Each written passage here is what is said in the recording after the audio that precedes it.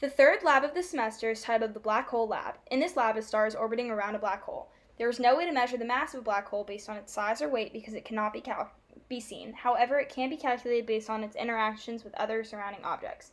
The goal of the lab is to evaluate the gravitational pull of the black hole and the star in order to be able to determine the mass of the black hole by using Newton's second law of motion. A coding software was used to help complete this lab. In order to properly understand how the black hole is interacting with an orbiting star, Newton's second law of motion needed to be understood. This law states that the force on an object is equal to its mass times its acceleration. Newton's second law tells us that if there are no changes in velocity or momentum, the net force acting on the object is zero. This does not mean that there are no forces acting on the object, just that when they are added together, they equal zero. For circular motion, the net force has two components, parallel and perpendicular. The parallel component is looking at forces acting in the same direction in the movement of the motion. Perpendicular component is looking at forces acting towards the center of the kissing circle. This makes it so that the parallel component looks at changes in speed, while the perpendicular is dealing with changes in direction.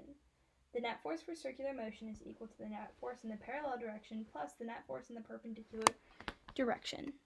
In order to alter the code to fit the problem, the mass of the star was the first thing inputted. Next, the delta t was set to be equivalent to 1 full year in seconds. The momentum was calculated by multiplying the velocity by the mass of the star for both the initial and final values.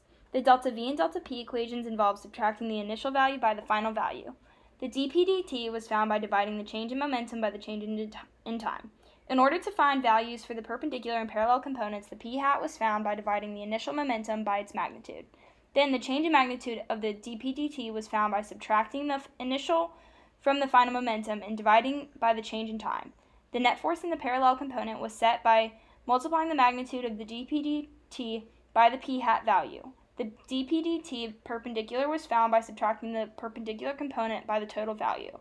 Finally, the mass of the black hole was found by first finding the value for r, the distance, then plugging this into the net force equation for gravity, which was rewritten to solve for the mass of the object as shown here. All of these equation changes were found by using Newton's second law of motion and what is known about perpendicular and parallel components of force. This code shows the updated position and velocity of the star. This was found using an iterative process updated computationally.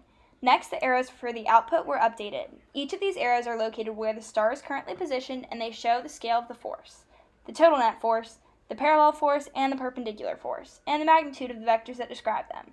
The scale of the arrows was found by trial and error by looking at the output and seeing what size arrow made them not be too large or too small, but still allowed you to determine the difference between them.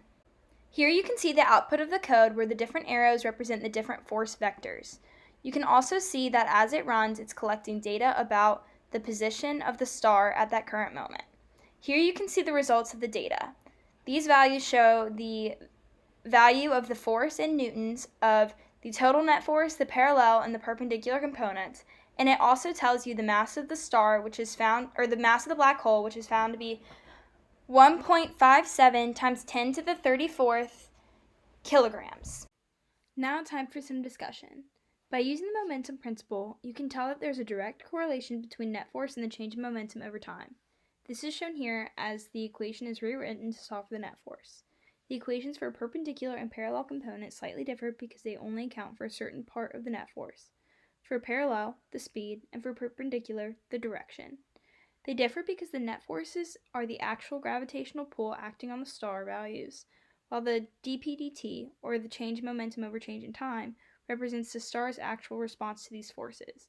So you can find the net force by using the value of the dp/dt, but they are not the same realistically. Secondly, if this black hole was removed and a new one with a different mass was put in the same position, it is very possible to determine the new mass of the black hole.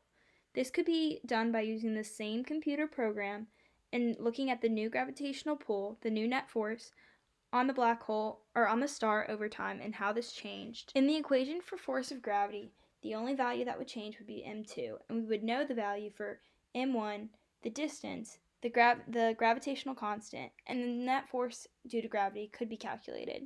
Based off of all this information, the net force or the new mass of the star could be calculated quite easily.